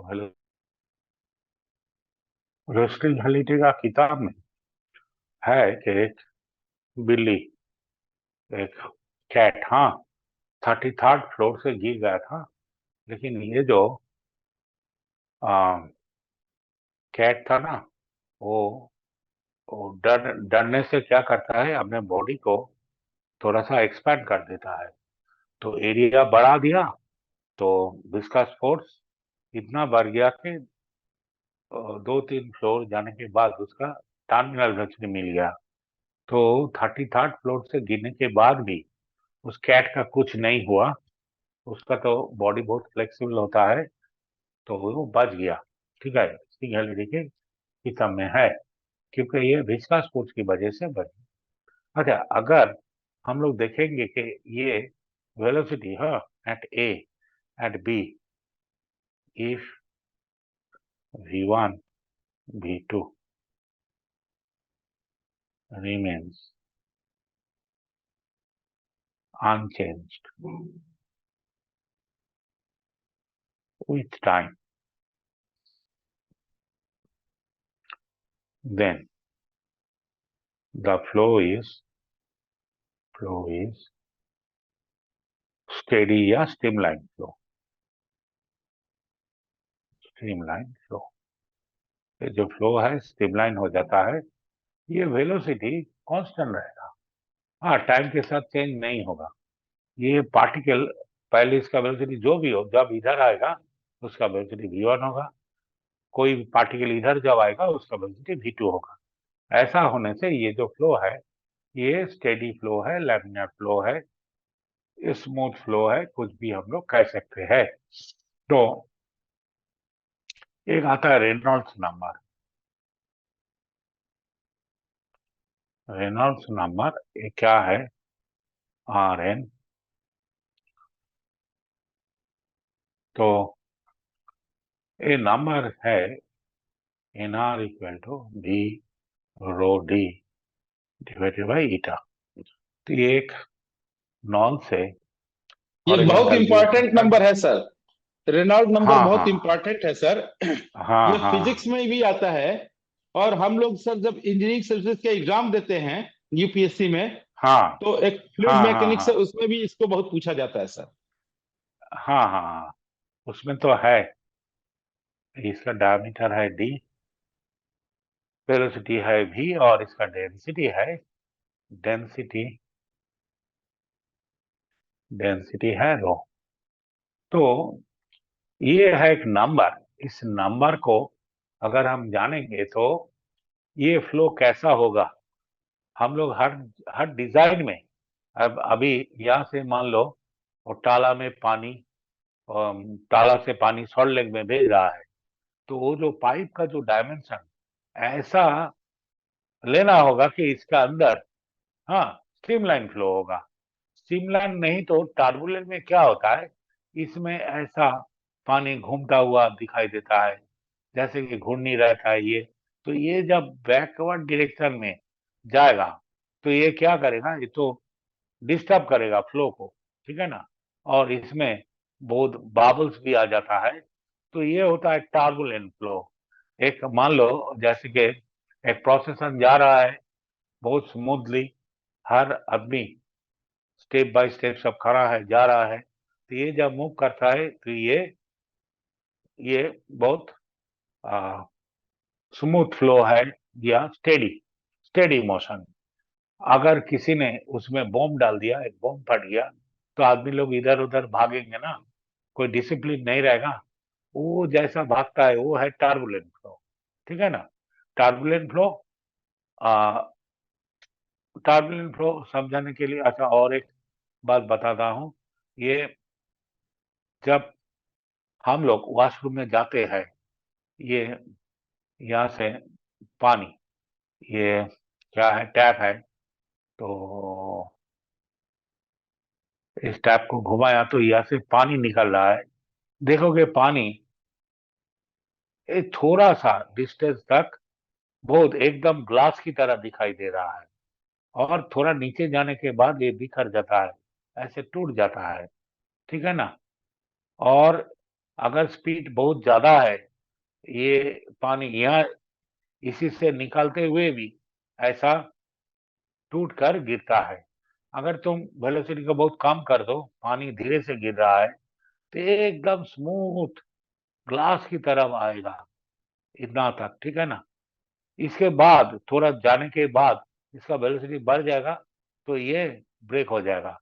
पानी कुछ लेंथ तक स्मूथ रहता है। तो ये जो है ये है स्मूथ फ्लो। और ये पॉइंट भी, हाँ देखोगे आज वॉशरूम में जाकर ये जो टैब है इसको थोड़ा सा हल्का से खोलकर देखोगे कि पानी इतना तक स्मूथ रहता है, उसके बाद ब्रेक हो जाता है। तो ये जो जहां से ये ब्रेक हो जाता है, ये पॉइंट कभी इधर चला जाता है, कभी इधर आता है, कभी ऊपर चला जाता है, ठीक है ना। तो ये पॉइंट फिक्स नहीं है, कभी इधर है कभी इधर है, कभी इतना तक स्मूथ, उसके बाद ये टूटे हुए पानी गिरता है, और कभी कभी इतना तक इतना तक स्मूथ रहता है, कभी कभी इतना तक स्मूथ रहता है। अच्छा, इसका बारे में मैं बताता हूँ। तो जब रेनॉल्ड्स नंबर, हाँ, लेस देन 2000, तो हम लोग जब डिजाइन करेंगे तब इसको 2000 से अंदर रखना पड़ेगा, ठीक है ना, तो स्ट्रीमलाइन फ्लो होगा हर जगह में। ये देखोगे गाड़ी गाड़ी पहले गाड़ी तो ऐसा था ना, ऐसा गाड़ी था, हाँ, जीप की तरह। आप धीरे धीरे इसको बेंड किया, अब जो गाड़ी आता है एकदम ऐसा, हाँ, जो ट्रेन आता है बुलेट ट्रेन, इंजन को ऐसे बनाता है, क्यों? क्योंकि ये जो एयर रेजिस्टेंस है ना, ये बहुत डिस्टर्ब करता है मोशन में। तो ये रेजिस्टेंस को कम करने के लिए, फ्लो को स्मूथ करने के लिए सरफेस को ऐसे बनाता है, ठीक है ना। बुलेट ट्रेन में क्या होता है, ये ऐसा माफिक डिजाइन होता है, अभी हल्का सा राउंड है यहाँ से इंजन, और ये एकदम पॉइंटेड। तो ये एयर को स्मूथ बनाने के लिए बनाता है, ठीक है ना, रेनॉल्ड्स नंबर को कम करने के लिए। तो ये बिलो 2000 रहने से स्ट्रीमलाइन फ्लो होगा, और ये जब एनआर लाइज बिटवीन 2000 एंड 3000 रफली, ठीक है ना, 3000, तब ये समटाइम स्टेडी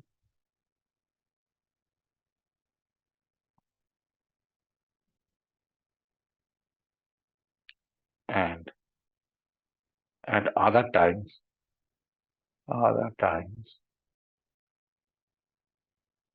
turbulent। जैसा कि ऐसा बताया है ना, ये जो पॉइंट जहां से पानी ब्रेक हो जाता है, ये इतना ग्लास की तरह सुंदर दिखाई नहीं देता। ये पॉइंट यहाँ से यहाँ मूव करता है, ठीक है ना। तो इधर का जो पानी है कभी स्मूथ और कभी टर्बुलेंट, और इधर है पूरा पूरी एकदम straight line, that is stream line.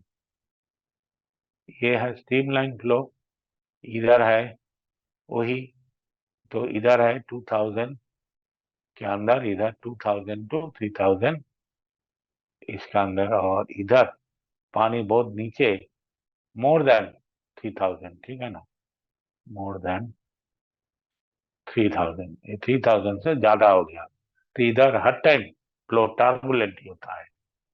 तो and when NR is greater than 3000, it represents turbulent flow। हम लोग टर्बुलेंट को अवॉइड करता है। टर्बुलेंट में बहुत एनर्जी लॉस होता है, इसीलिए टर्बुलेंट फ्लो हम लोग नहीं चाहते हैं। तो अब देखो, जब वेलोसिटी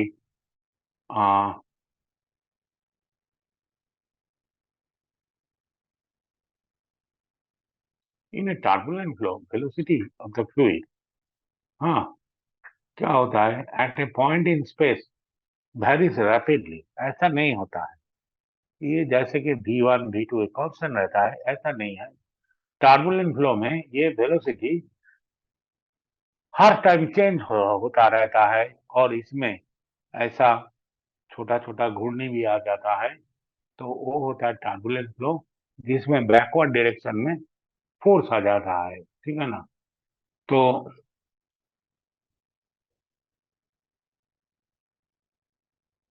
ये है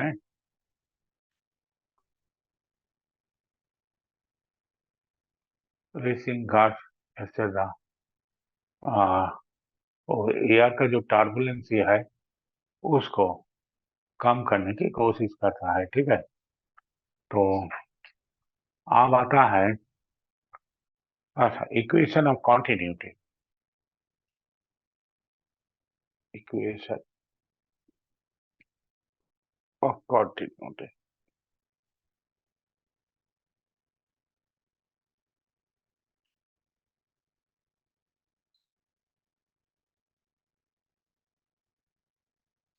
ये मान लो इस सेक्शन से A1 सेक्शन है, इधर से कोई फ्लूइड V1 वेलोसिटी लेकर अंदर जाता है, ये सब स्मूथ फ्लो के लिए, हाँ।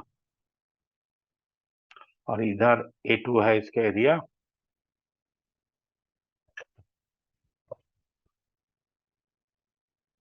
और जब V2 वेलोसिटी लेकर निकालते हैं, ये एरिया है ऐसा।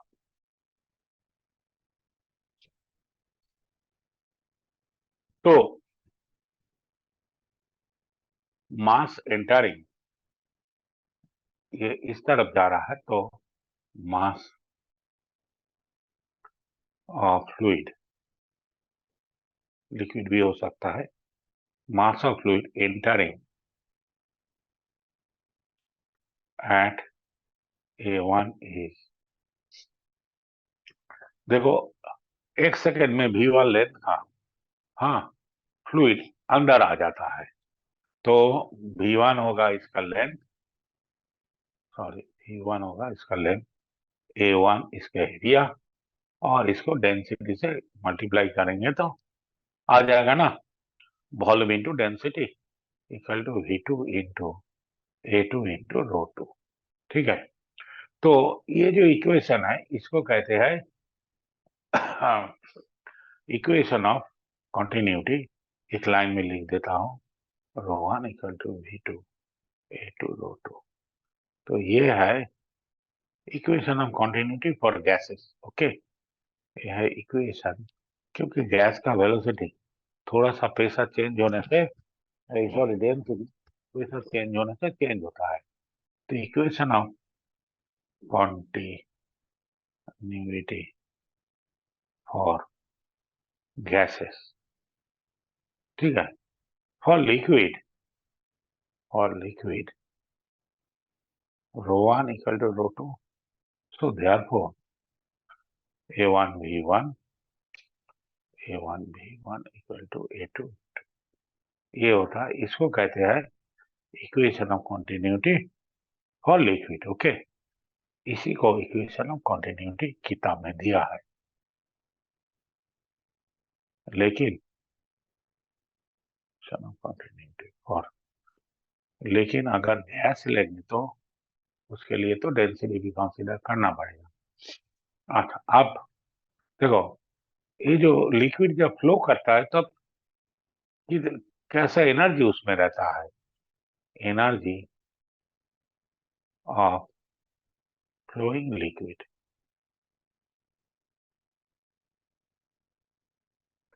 इसमें पहला एनर्जी होता है काइनेटिक एनर्जी, तो जिसका वैल्यू होता है हाफ mv²। ठीक है, तो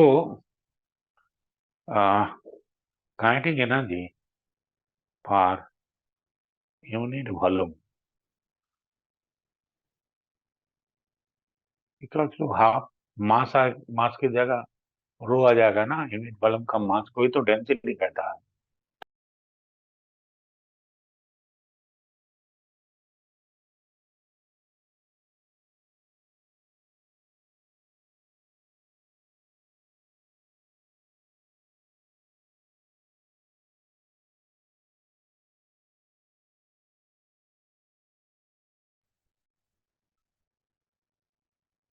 फोन क्यों करते हैं भाई अभी? हाँ, अच्छा, और ये फोन आ गया था तो हाँ, तो kinetic energy per unit volume होता है हाफ रो v²। नंबर 2 है पोटेंशियल एनर्जी। ये तो हाइट की वजह से आता है mgh। तो potential energy per unit volume equal to rho G H, ये आता है। अब और एक एनर्जी आता है जिसको कहते हैं प्रेशर एनर्जी। ठीक है ना, प्रेशर एनर्जी। तो प्रेशर एनर्जी हम लोग कैसे निकालते हैं कि मान लो ये एक लिक्विड है, हाँ, तो यहाँ पर एक एक पार्टिकल है जिसका मास है m। ठीक है, ये इधर है, इस पोजीशन में है। इसको हम अगर इधर लाएंगे तो इस मास को अगर हम इधर लाएंगे तो क्या होगा, ये हाइट है h। ठीक है, तो when a liquid particle of mass is brought down from position 1 to 2, then ये क्या करता है, इसको पोटेंशियल एनर्जी लॉस होता है। ठीक है ना, so when a particle is shifted from 1 to 2, then loss of potential energy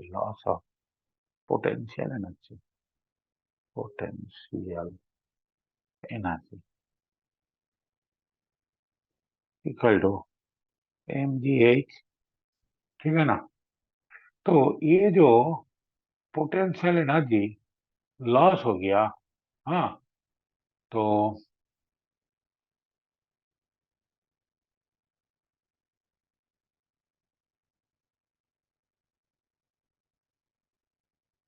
लेकिन देखो, ये जो पार्टिकल इधर है, इसका जो काम करने की पावर है, इधर जो पार्टिकल है इसका प्रेशर बढ़ गया, तो इसका काम करने की पावर ज्यादा है। जैसे कि हम लोग उसको क्या कहते हैं, बांध बांध को क्या कहते हैं, तो डैम। हाँ, हम लोग जब डैम बनाते हैं तो ऐसा वहां पे क्रॉस सेक्शन देता है, क्योंकि यहाँ देखो नीचे प्रेशर ज्यादा हो जाता है, तो इधर इसलिए क्रॉस सेक्शन या बेंडिंग मोमेंट बढ़ जाता है। तो छोड़ो, ये इधर प्रेशर बहुत ज्यादा होता है, इसीलिए इधर एरिया को ज्यादा कर देता है। क्योंकि ये जो वाटर पार्टिकल इधर है, इसका तो कोई पावर नहीं है, क्या करेगा, कितना फोर्स लगाएगा, कुछ भी फोर्स नहीं लगा सकते। इधर जो पार्टिकल है ये थोड़ा बहुत फोर्स लगा सकता है, क्योंकि अभी डेप्थ बढ़ गया। तो जो पार्टिकल सबसे नीचे है इसका एनर्जी सबसे ज्यादा है। तो ड्यू टू प्रेशर, हाँ, ए फ्लूइड बॉडी और a liquid can do some work. Okay, जैसे कि डैम में पानी बहुत बढ़ गया, तो ये प्रेशर इतना ज्यादा हो गया, डैम टूट गया। तो ये टूटा कैसे डैम? वो तो ऐसा नहीं है कि पानी जोर से आकर इसको धक्का लगाया और गिर गया, ऐसा नहीं है। पानी का सिर्फ हाइट बढ़ गया। तो ड्यू टू प्रेशर, हाँ, liquid is capable of doing some work. Okay, so ये जो आ,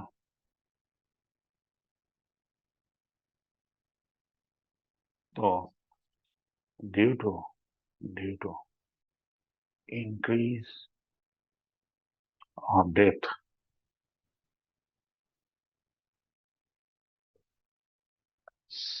pressure increases and the particle small n can do more work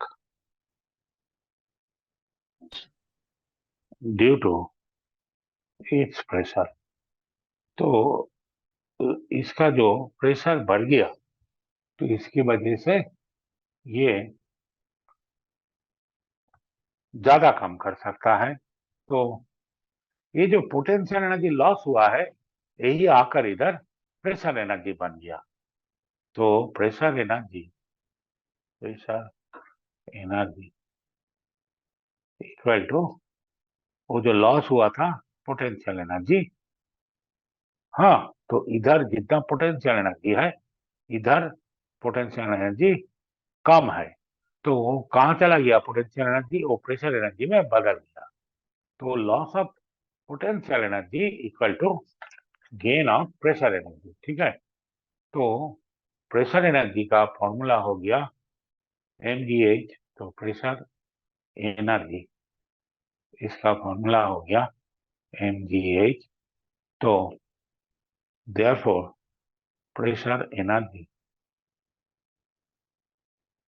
per unit volume equals to rho gh। तो rho gh तो है pressure, सो जो pressure P है वही है actually pressure energy per unit volume. अच्छा, इसमें एक चीज याद रखना पड़ेगा कि ये मान लो कोई भी लिक्विड ऐसा माफिक है, this is moving along this direction, तो एक पॉइंट इधर ले लिया, 1 पॉइंट। हाँ, 1 में टोटल एनर्जी कितना होगा पर यूनिट वॉल्यूम? एक होगा हाफ रो वी स्क्वायर, एक होगा इसका रो जी एच। यहाँ का जो एच है वो ग्राउंड से कितना ऊंचाई, ये है पोटेंशियल एनर्जी। ठीक है, ये ग्राउंड से कितना ऊपर में है। और एक एनर्जी है रो जी, ए भी एच है, इसको मैं H1 लिख दिया। इधर H1 है डेप्थ फ्रॉम द टॉप, ठीक है, इधर है डेप्थ, ये भी रो जी एच है, लेकिन ये है इधर H इज द हाइट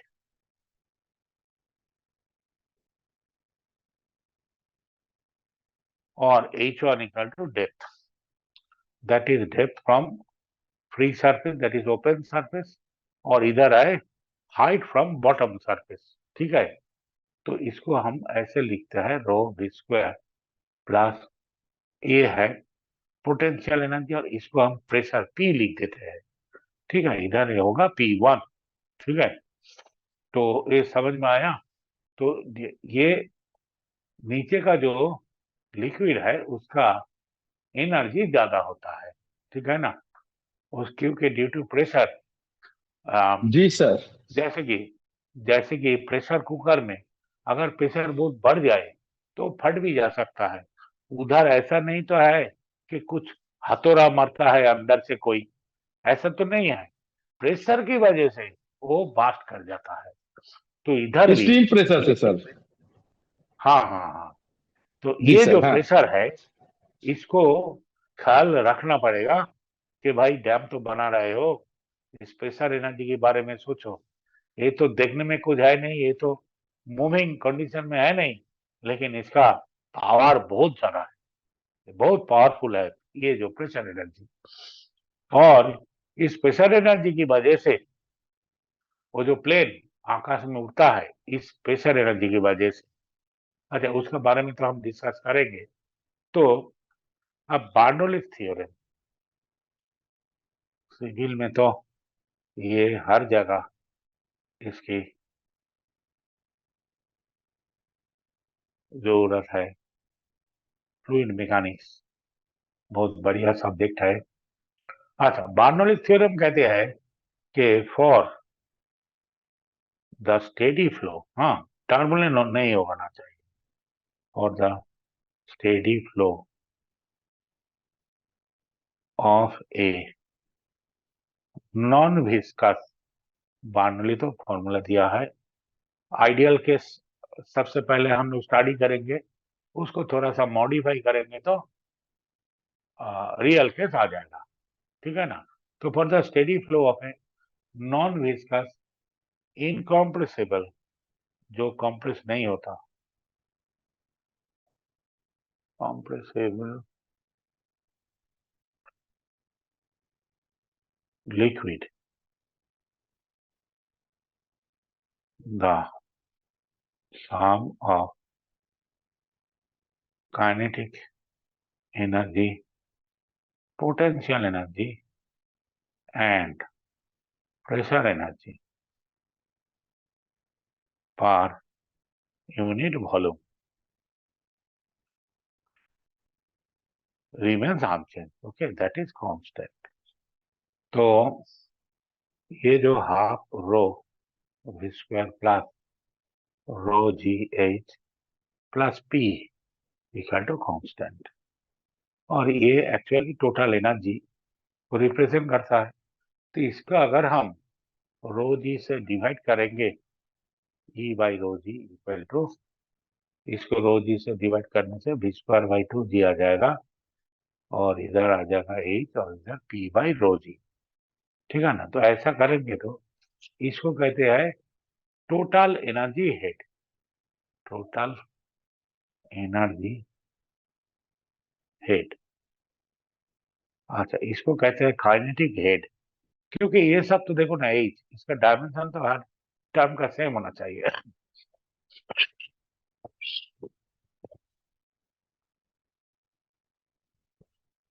तो सब मीटर में आता है, तो इसको कहते हैं काइनेटिक हेड। ये है ग्रेविटेशनल हेड,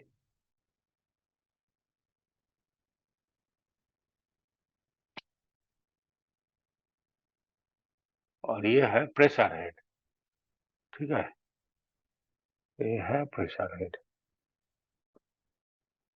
तो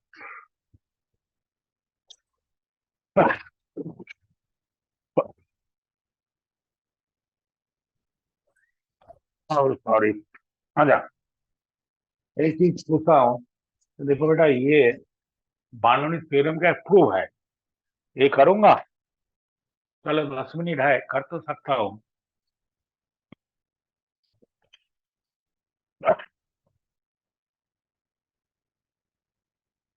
चलो प्रूफ को देख लेते हैं। हाँ जी सर। आराधा, हाँ हाँ आराधा, जी सर। आराधा, हाँ आराधा है, यस हो गया। नहीं सर, वो आराध्या है सर। है सर। अच्छा आराधा, इसका प्रूफ चाहिए ना? हाँ चलो देख लेते हैं, अभी तो यस 10 मिनट है, लगता आयुष है हो भी है, जाए। आराध्य भी है। आयुष। सर वो हाँ जो आज तो बर्नौली आयुष, थ्योरम में आपने जो ई लिखा था वो total energy per unit volume है क्या?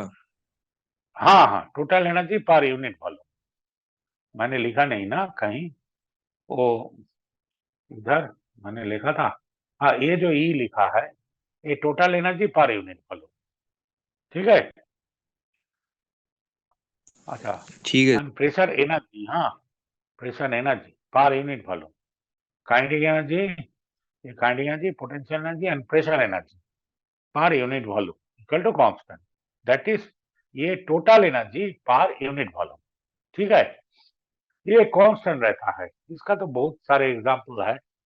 हाँ कि ट्रेन जब आ रहा है और जहां से ट्रेन जा रहा है, थोड़ा डिस्टेंस रख कर खड़ा हो जाओ, क्योंकि ट्रेन के साथ जो एयर जाता है उसका वेलोसिटी ज्यादा है, तो वेलोसिटी ज्यादा होने से प्रेशर कम है, और मेरा पीछे जो एयर है उसका प्रेशर ज्यादा है, तो ट्रेन की तरफ फोर्स बढ़ जाएगा, हम ट्रेन की तरफ चला जाएगा, एक्सीडेंट हो जाएगा। अच्छा चलो इसका प्रूफ देखता हूँ होता है कि नहीं। तो ये एक, ये है तो इसका हाइट ये है इसका हाइट h1, और इसका हाइट है h2, इसमें जाता है तो इधर वेलोसिटी v1 है और इधर वेलोसिटी है v2। तो देखो, जब लिक्विड फ्लो करता है, ये जो पीछे का लिक्विड इसको सामने फोर्स देता है, और इसका सामने का जो लिक्विड ये करता है कि सामने का लिक्विड को फोर्स देकर भगा कर खुद भागता है, तो सामने का लिक्विड इसको पीछे की तरफ फोर्स देता है, ठीक है ना। तो इधर प्रेशर मान लो P1, इधर प्रेशर P2, ठीक है, इधर एरिया। अच्छा ये सेक्शन 1 है, ये सेक्शन 2 है। तो अब देखो, फोर्स ऑन द, ये जो लिक्विड है इसके अंदर, इसका ऊपर फोर्स क्या है देखो, force at 1 on the liquid, on the liquid equal to P1 into A1, और force at 2 by the liquid, ये लिक्विड खुद सामने वाला लिक्विड को फोर्स देता है, ये होता है P2 इंटू A2, ठीक है। तो वर्क डन पर second on the liquid body, तो देखो वर्क डन पर second on the liquid body, on the liquid body, इसका मतलब है ये जो लिक्विड है इसका बारे में बोल रहा हूँ, इसका अंदर जो लिक्विड है on the liquid body equals to ये P1A1 माइनस P2A2, ये इसका ऊपर कितना काम मैंने किया है, ठीक है। तो अच्छा ये तो फोर्स है, सॉरी, तो फोर्स को अगर वेलोसिटी से मल्टीप्लाई करेंगे तो क्या आएगा, फोर्स को वेलोसिटी से मल्टीप्लाई करेंगे तो फोर्स पर सेकेंड, तो ये हो जाएगा P1A1V1 माइनस P2A2V2, ठीक है ना। क्या किया, P1A1, ये देखो फोर्स इंटू वेलोसिटी करने से क्या आएगा, पावर आएगा। पावर का मतलब energy, that is work done पर सेकेंड, इधर तो पर सेकेंड लिखा है तो V1 से मल्टीप्लाई करना पड़ेगा, तो वर्क डन पर सेकेंड लिखिए, पागल घूम कर रहा है।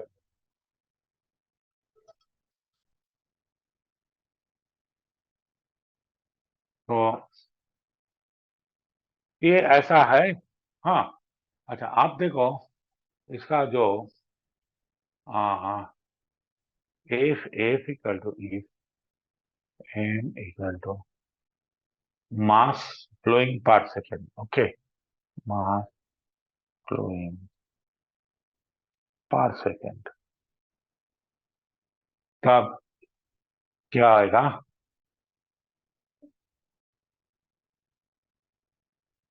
Mass flowing, sorry, in time t, then m by rho into t equal to volume flowing per second, ठीक है ना? m equal to mass flowing in time t, तो इसको t से डिवाइड करोगे तो मास फ्लोइंग पर सेकेंड आएगा, और रो से डिवाइड करने से ये आ जाएगा the volume of liquid flowing per second, ठीक है? तो ये जो हम लोगों ने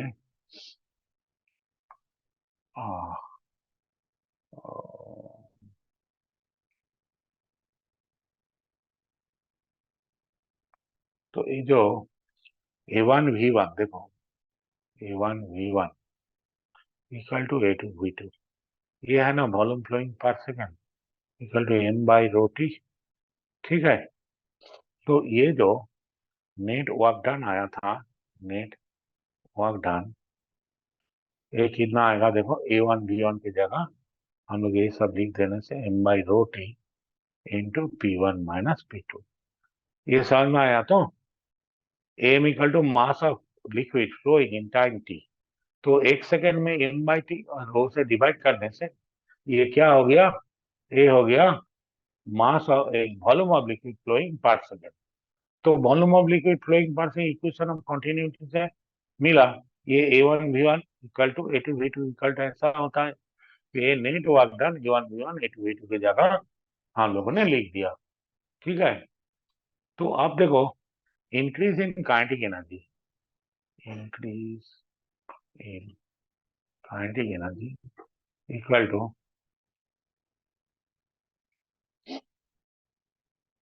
to half mass flowing per second is m by t, हाँ, into V2 square minus V1 square. अच्छा, और क्या है? और इंक्रीज इन पोटेंशियल एनर्जी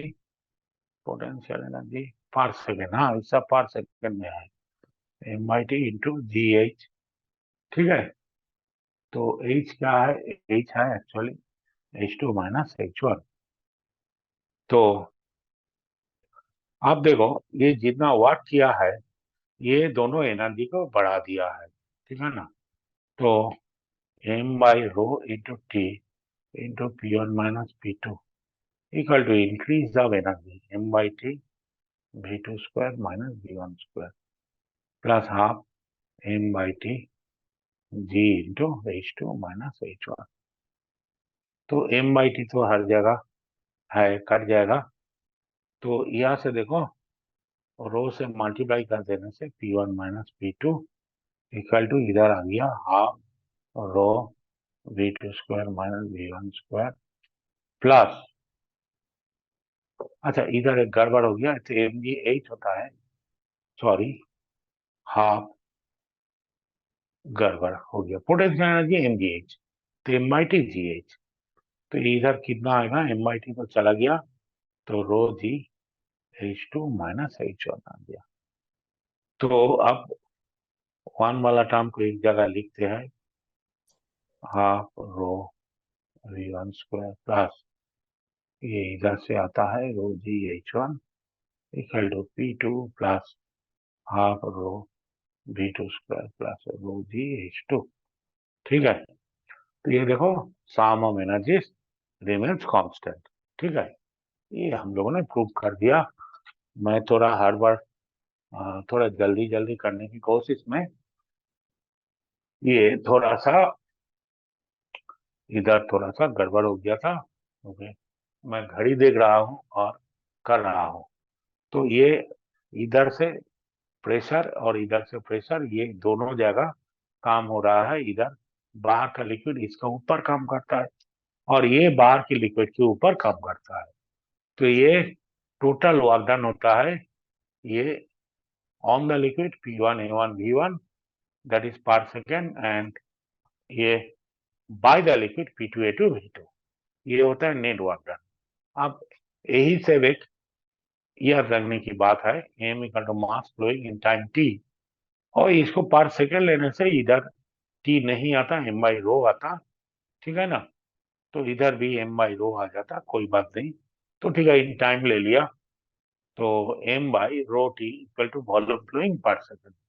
तो ये volume flowing per second A1 V1 equal to A2 V2 equal to volume flowing per second. तो net work done हो गया ये m by rho t into P1 minus P2। अब increase in kinetic energy V2 square minus V1 square लिया और increase in potential energy ये, तो net work done equal to increase in kinetic energy plus potential energy. देखो इसी में से आ गया ये प्रेशर एनर्जी, ये है काइनेटिक एनर्जी और ये पोटेंशियल एनर्जी। तो 1 पॉइंट में जितना था 2 पॉइंट में सेम है, क्योंकि इधर हम लोगों ने ये विस्कस फोर्स नहीं लिया। एक्चुअल केस में विस्कस फोर्स आता है और थोड़ा सा एनर्जी लॉस्ट होता है, वो जब इंजीनियरिंग पढ़ेंगे फ्लूइड मैकेनिक्स उधर ही पढ़ लेंगे। हाँ, अब ये बार्नौलीज का बहुत सारे एग्जाम्पल हैं, वो मैं नेक्स्ट क्लास में समझाऊंगा। उसके बाद आएगा सरफेस टेंशन, उसी को भी हम लोग पढ़ेंगे और वेंचुरीमीटर